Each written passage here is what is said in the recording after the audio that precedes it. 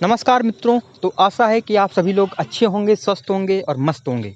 तो आज मैं एक बहुत ही ज़्यादा इंटरेस्टिंग और बहुत ही ज़्यादा मोटिवेटिंग टॉपिक के साथ आपके साथ आया हूँ। तो उम्मीद है कि आपको ये अच्छा लगेगा। तो शुरुआत करते हैं इस टॉपिक को। इस टॉपिक का नाम है क्षमता का आकलन।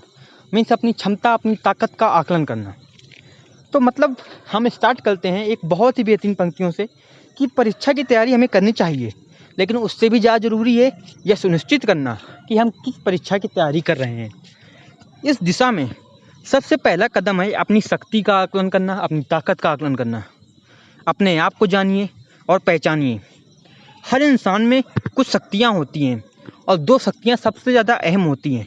एक होती है शारीरिक और दूसरी होती है मानसिक। अपनी शारीरिक शक्ति का आकलन सभी को होता है। जैसे कि मैं आपको एक एग्जांपल देता हूँ कि आपसे कहूँ कि आपको 10 किलोमीटर दौड़ना है, तो आप तुरंत बता देंगे कि आप यह कर पाएंगे या नहीं, क्योंकि आप अपनी शारीरिक क्षमता को जानते हैं। ठीक उसी तरह अपनी मानसिक शक्ति को भी पहचानिए। अगर किसी एग्ज़ाम को पास करने के लिए 2 साल का परिश्रम चाहिए, तो अपने आप से सवाल कीजिए कि क्या आप यह कर पाएंगे। यकीन मानिए, आपके अंदर की आवाज़ आपसे कभी झूठ नहीं बोलेगी। आप जीवन में क्या बनना चाहते हैं, यह आपसे अच्छा कोई भी नहीं जानता। जीवन में जो भी आपको बनना है, कभी भी कुछ दूसरों को दिखाने के लिए बनने को मत सोचिए। एक बार मैंने अपने एक शिष्य से पूछा कि आप क्या बनना चाहते हैं। उसने कहा कि मैं अफ़सर बनना चाहता हूँ, और उसका कारण यह है कि मेरे पड़ोसी ने मेरे पापा को बहुत परेशान किया है। मैं अफ़सर बनकर बदला लेना चाहता हूँ। अफ़सर बनकर मैं उसे दिखाऊंगी कि शक्ति क्या होती है। मैंने उससे कहा कि मान लो अगर एग्ज़ाम से 6 महीने पहले आपके पड़ोसी की किसी दुर्घटना में मृत्यु हो जाए, तो आप क्या करेंगे? या मान लीजिए वह विदेश रहने चला जाए, तो आप क्या अपना लक्ष्य बदल देंगे? हम में से बहुत लोगों को यही हाल है। हम कुछ बनना तो चाहते हैं, लेकिन अपने सर्कल में किसी को साबित करने के लिए। किसी के लिए व्यक्ति पड़ोसी हो सकता है, या किसी के लिए रिश्तेदार, या किसी के लिए कोई मित्र। हम शक्ति दूसरों को नुकसान पहुंचाने के लिए अर्जित करना चाहते हैं, या उनकी झूठी अहमियत पाने के लिए। एक अंडे को देखिए, अगर वह खुद ब खुद टूटता है ना, तो उसमें जीवन निकलता है। लेकिन अगर कोई बाहरी वस्तु से तोड़ दे, तो वो खत्म हो जाता है। टूटता वह दोनों सूरतों में है, लेकिन वह जीवन में एक और दूसरे में मृत्यु। इसी तरह आप क्या बनना चाहते हैं, वो आपके अंदर से आना चाहिए, और किसी भी तरह से बाहरी चीज़ें जैसे दोस्त, यार, समाज, रिश्तेदार वगैरह से किसी भी तरह प्रभावित नहीं होना चाहिए। एक बात यह भी समझिए कि ज़माना बहुत तेज़ी से बदल रहा है। संभावना यह भी है कि आपके माता पिता की सोच आज के अनुकूल ना हो सकता है वो वर्तमान दौर को अपने अच्छे से न समझते हों। ऐसे में ज़रूरी नहीं कि आपको उनकी हर बात माननी है, बल्कि आप नम्रतापूर्वक उनके सामने अपने विचार व्यक्त करिए और उन्हें अपने पसंदीदा करियर के बारे में बताइए। तो वो समझेंगे इस बात को, ये पूरा विश्वास है मेरा। कई बार मैंने यह देखा है कि माता पिता बच्चे के ऊपर सरकारी नौकरी पाने के लिए दबाव डालते हैं। हालांकि इससे कोई बुरी बात नहीं, लेकिन आपको भी ये समझना चाहिए कि आज का दौर नए अवसरों का दौर है। आज के समय में सरकारी और निजी दोनों ही क्षेत्र बहुत ही ज़्यादा प्रगतिशाली हैं। बल्कि सरकारी क्षेत्र के मुकाबले निजी क्षेत्र में बेहतर विकास है। कई बार आपको लगेगा कि प्राइवेट में जॉब सिक्योरिटी नहीं है, लेकिन ऐसा नहीं है। आजकल इतनी सारी कंपनियां प्राइवेट हैं जो कि एक अच्छे कर्मचारी के लिए कहीं कमी नहीं है। यहाँ तक कि अगर आप में हुनर है, तो इस कंपनी का बात डर है कि कहीं आप छोड़ कर न चले जाएं। वर्तमान समय में मार्केट में राइट एटीट्यूड और टैलेंट की बहुत ज़्यादा गंभीर कमी है।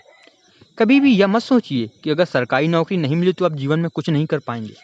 कुछ लोग अपना पूरा यौवन सरकारी नौकरी के एग्जाम में लगा देते हैं। यह कभी नहीं करना चाहिए। आप ज़्यादा से ज़्यादा 3 से 4 साल तैयारी करिए। अगर तब भी नहीं होता, तो आप अपने को प्राइवेट में 7 अवसर खोजिए। अपने आप से सवाल आपको करना है कि आपको सरकारी नौकरी क्यों चाहिए, आप क्यों ऐसा चाहते हैं। कहीं ऐसा तो नहीं आप अधिक मेहनत करने से बचना चाहते हैं। आपने हो सकता है बचपन में इस तरह की बातें सुनी हो कि सरकारी में आराम बहुत है, कम काम करना पड़ता है। कहीं ऐसा तो नहीं आप आराम और आलस के शौकीन हैं और इसलिए आपका झुकाव वहाँ है। अपने आप से ईमानदार रहिए। मैं अक्सर आईआईटी या आईआईएम के बच्चों से मिलता हूँ, कई बार वहाँ भी गया। आप भी मानेंगे कि यह बहुत मेहनती और विवेकशील होते हैं। पर क्या कभी आईआईटी या आईआईएम का बच्चा सरकारी नौकरी के बारे में सोचता है? कभी नहीं। एक आईआईएम में एमबीए करने में कम से कम 20 लाख का खर्चा आता है, जो कि काफ़ी रिस्की है। उसके बाद वह आराम से प्राइवेट नौकरी करता है और अच्छा करियर बनाता है।